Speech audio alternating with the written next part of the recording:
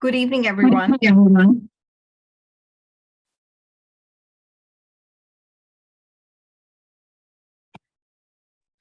Good evening.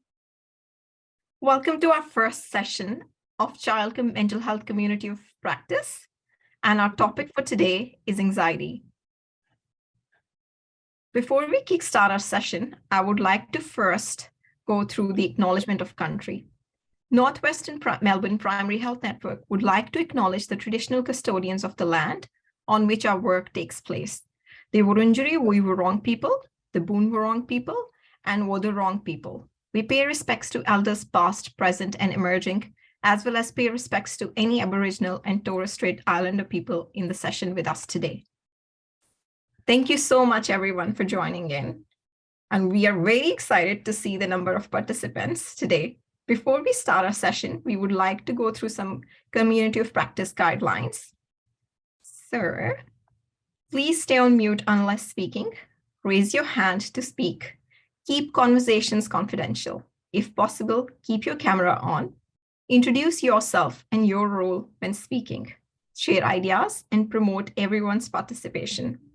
Acknowledge that we have varied learning needs and interests, and ask questions because no question is silly. That's my favorite part.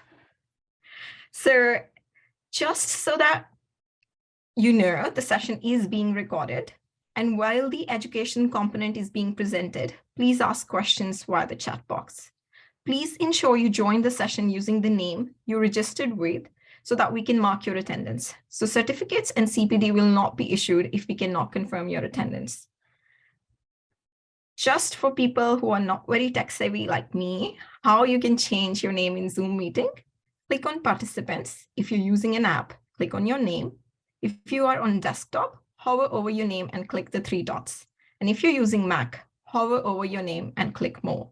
And then click on rename and change the name to the name you registered with. Our main presenter, Dr. Prakash, just a bit of introduction.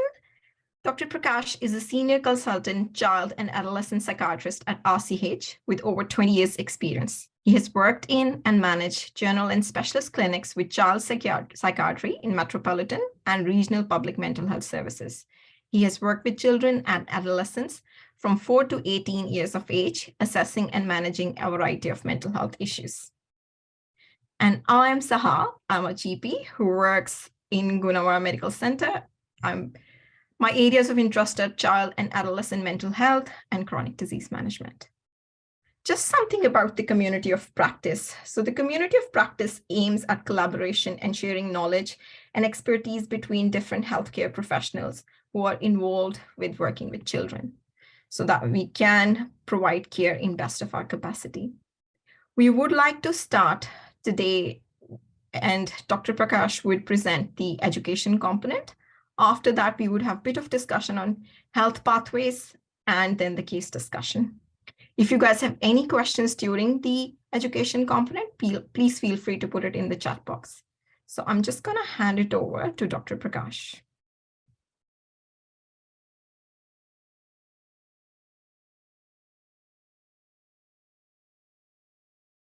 Dr. Thank Prakash. you, Dr. Saha. Yeah, sorry. Welcome, everyone.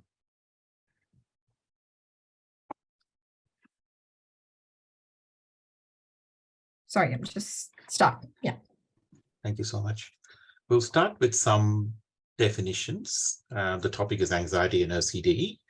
An emotion is a brain state that is associated with the perception of either a reward or punishment, so a positive or negative emotion.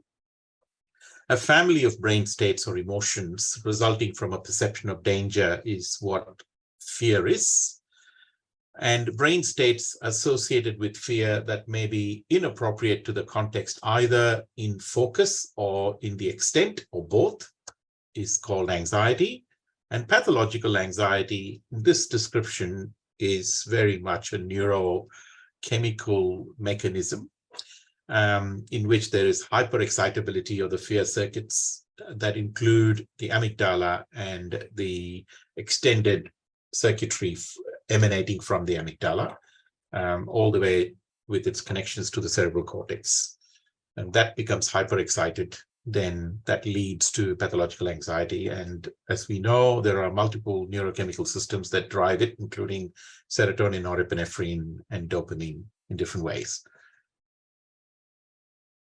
So just to recap this, basically, the amygdala is a major relay center for anxiety. And so there are cortical projections from the amygdala that go to the prefrontal cortex and then go downwards to various parts of the brainstem and the stria terminalis, and through that connect to the rest of the brain. So really what they say in PET scans is that in a severe, say, panic disorder, you'll find the various parts of the brain lighting up at the one time, but all of them then relaying to the amygdala and then from there going up into the cerebral cortex. If you look at the whole issue from a learning and behavioral perspective, fear is a learned response to a fear-producing stimulus that is usually quite sudden and that occurs just before the fear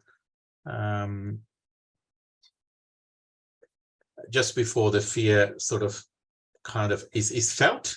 And when there is a sudden fear trigger and then there is a response, usually if the fear trigger is short-lived, it is possible to unlearn that. So extinction is possible. Whereas on the other hand, if the fear-producing stimulus is prolonged over a period of time or is repetitive, and there has not been the attempt to sort of try to extinguish it, then over a period of time, it builds up into an anxiety disorder that becomes harder to actually extinguish. Not impossible, but it requires more effort through cognitive behavior therapy and other interventions. Similarly, there are some anxieties that are specific to certain cues, certain stimuli, certain triggers, and there are others that are more context specific that may occur in certain situations or around certain people or in certain relationships. If you look at worry is an interesting phenomenon because they say that worry has some benefits and as well as downsides. It's usually a verbal linguistic narrative that runs through the brain. So the person is often able to access it and say what they're worried about because there is a narrative, a verbal narrative that runs in the brain most of the time. And it mostly relates to real life triggers. It's future orientated. They're worried about something happening in the future. And people often remember that they were worried about something and they make efforts at trying to avoid having to go through that again. So they desperately try to avoid it. So there is a level of sensitization to future problems. But at the same time, it is useful for problem solving because the person is able to talk about that and avert it and then engage in therapeutic work to help overcome that. But whereas when you have a traumatic response that is more feelings-based rather than narrative-based, it makes it harder to access in therapy. So in a way, worry has some usefulness.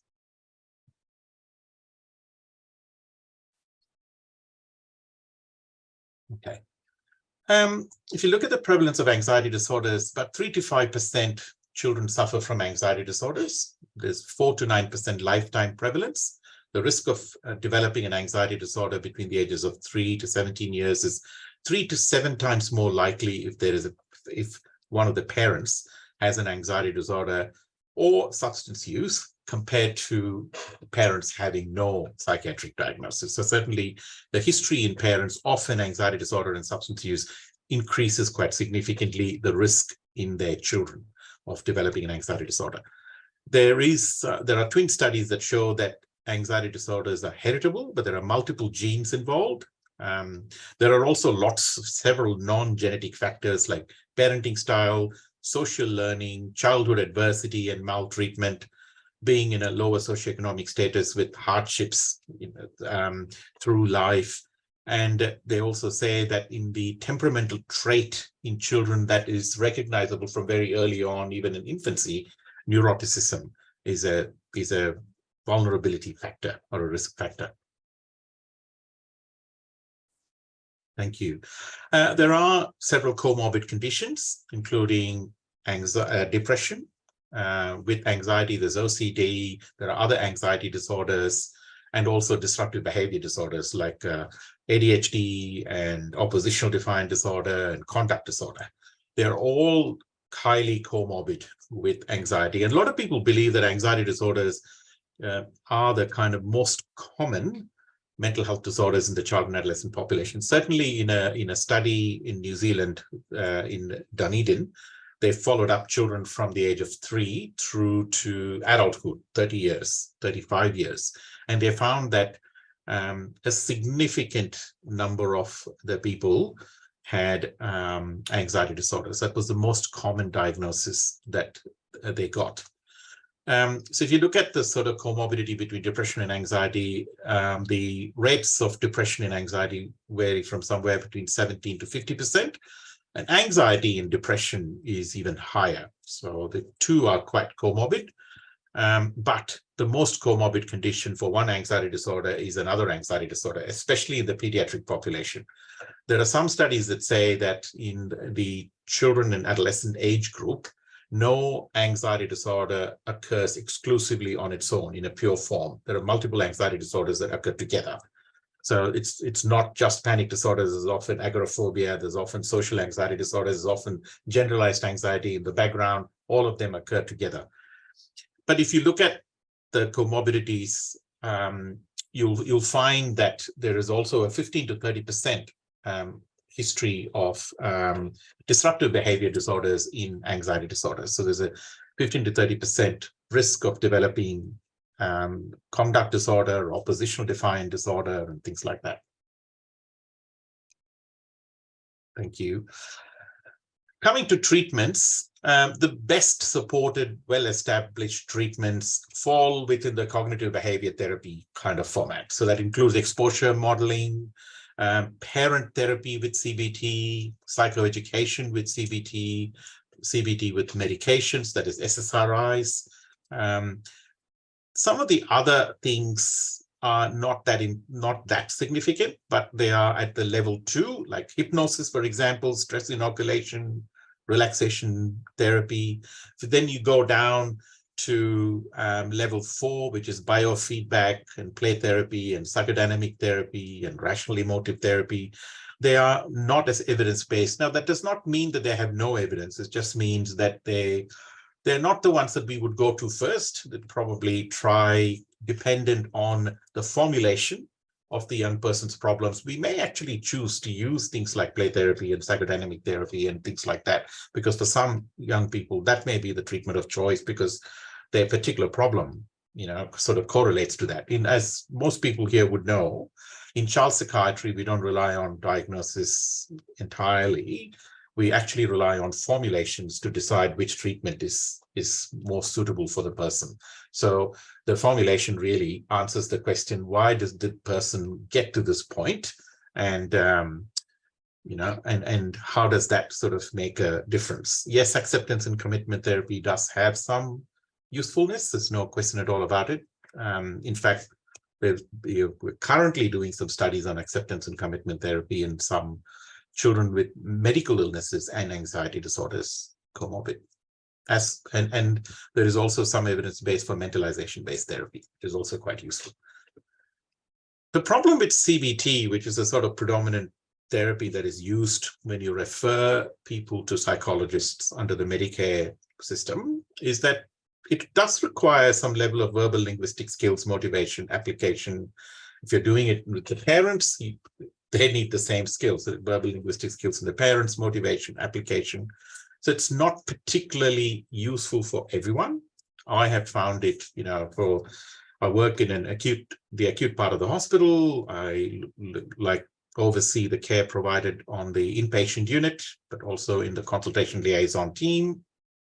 We come across lots of older children and teenagers who have been through CBT with several different psychologists and not engaged particularly well. And you can see why not. Many of them find it hard to engage in that form of therapy, and they probably might engage with mentalization-based therapy or other forms of therapy, mindfulness-based CBT and things like that a little bit better. So some modified versions of CBT can also be quite useful.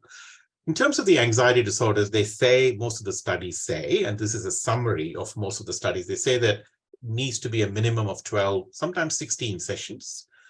And if they are not effective and you're confident that the engagement has been good and you've actually made a real effort at trying to help improve things, then that's when they talk about introducing an SSRI. And generally the kind of advice that we give, and this is also mentioned in the anxiety guidelines that we are developing, would be to use really tiny doses, because in the pediatric population, even very, very small doses are therapeutic. So 5 milligrams of fluoxetine, 12.5 milligrams of sertraline and things like that. Obviously in OCD, you've got to go up a lot higher.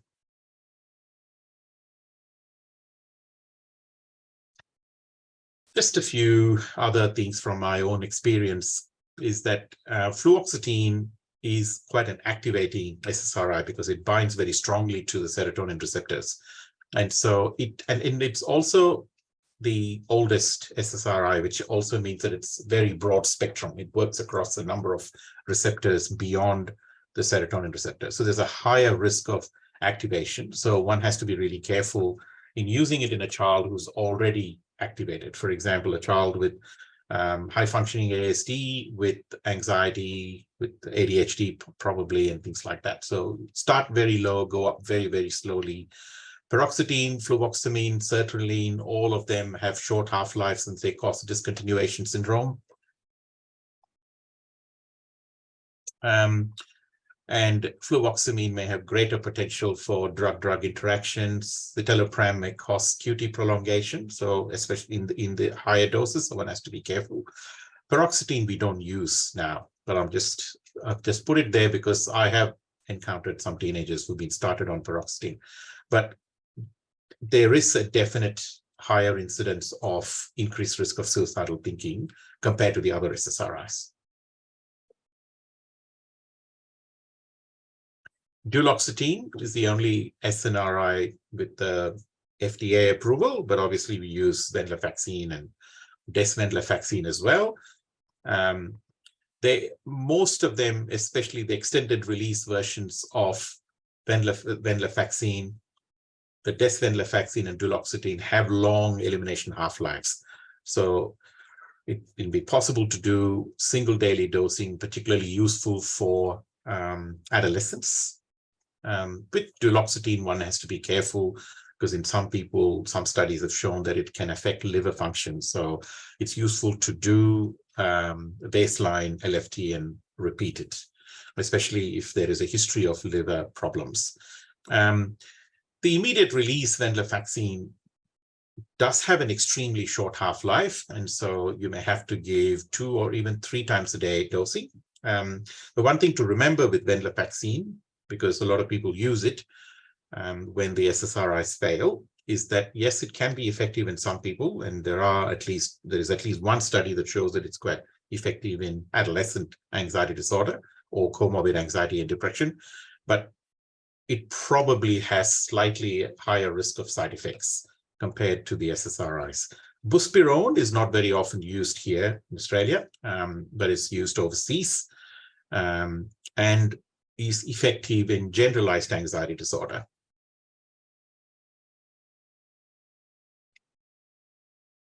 I wanted to talk about this thing, and this is not something that many people are probably aware of or familiar with. The concept of pediatric medical trauma stress. It particularly interests me because I work within the hospital with the medically ill children, and you might encounter those children coming to you for kind of monitoring and medical follow-ups and things like that. It is now recognized that obviously the experience of being in hospital can trigger traumatic experiences or traumatic memories. The understanding is that they do not develop full-blown PTSD, but they develop a lot of post-traumatic stress symptoms. And They talk about three phases: the peritrauma phase, the early ongoing evolving trauma phase, and the longer term trauma phase. With the peritrauma phase, the one thing to keep in mind is this pediatric medical trauma stress seems to affect children more if they have a family history of an anxiety disorder, they have a premorbid anxious temperament, they have a kind of a temperament or a tendency to kind of obsessively worry about things. So there are some pre-existing factors. And then there might be an event that might occur that might bring them into hospital. It might be a motor vehicle accident. It might be a fall. It might be a severe injury, including fractures. It might be the diagnosis of a serious illness that might result in them being admitted to hospital with multiple procedures and things like that. So the potentially traumatic event is the objective stressor, but also the way the child and the family perceive it. And the younger the child, the more influenced they are by parents suffering from pediatric medical trauma stress. And certainly some of the studies in children with cancer and diabetes have shown that in the very early stages, parents go through a significant level of traumatic stress when their children are diagnosed, and that has an influence on the child as well. So when that is not recognized, which is often the case, it sort of then evolves into ongoing post-trauma stress symptoms, which can remain over many, many years. I saw a mother the other day whose child has been diagnosed with cancer, and she was in hospital, and she was going through a significant traumatic reaction.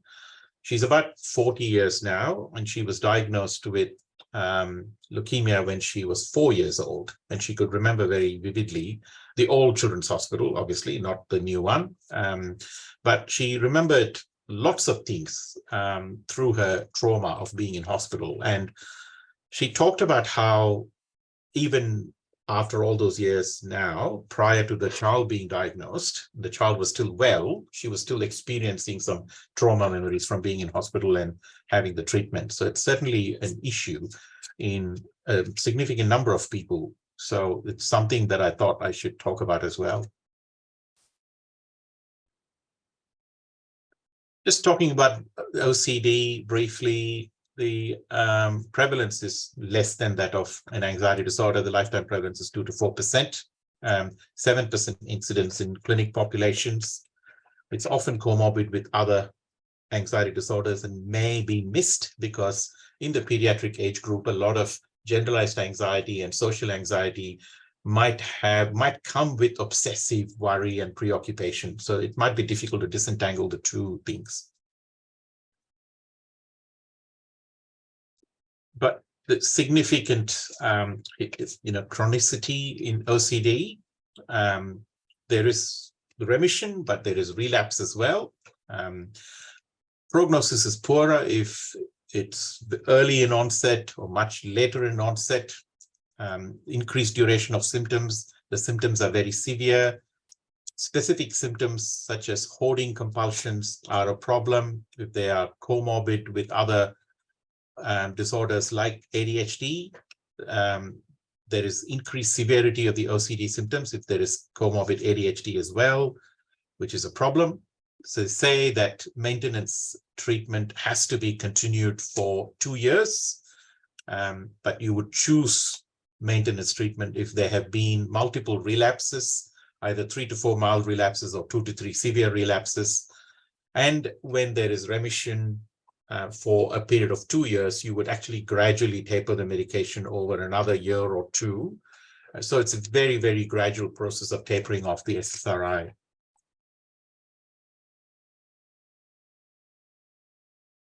ASD and OCD. It's quite hard to diagnose comorbid OCD with ASD because it's, again, difficult to disentangle the repetitive behaviors and preoccupations that one sees in children and adolescents with ASD. And so a lot of the studies have found that the higher functioning children report more OCD symptoms. And so therefore the studies seem to indicate that it's more prevalent in the higher functioning children rather than in the more severe childhood autism. So these are the DSM-4 diagnoses, but compared to now, it was much easier to kind of say this person has got Asperger's syndrome, this person has got childhood autism, indicating severe versus mild categories. So you'll find here that the PDD unspecified PDD, other PDD, Asperger's syndrome, they have a higher sort of incidence of OCD, but that is because they have actually reported those symptoms. They're able to verbally report those symptoms as opposed to the children with childhood autism.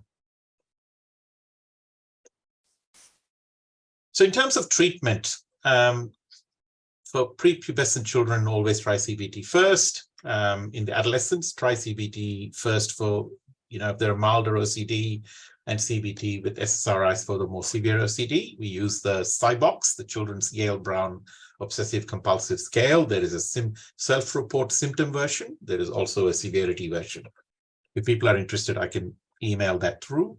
There are some OCD symptoms that seem to respond more to the psychological therapies, such as contamination, symmetry, counting, hoarding, moral guilt, pathological doubt, all those things.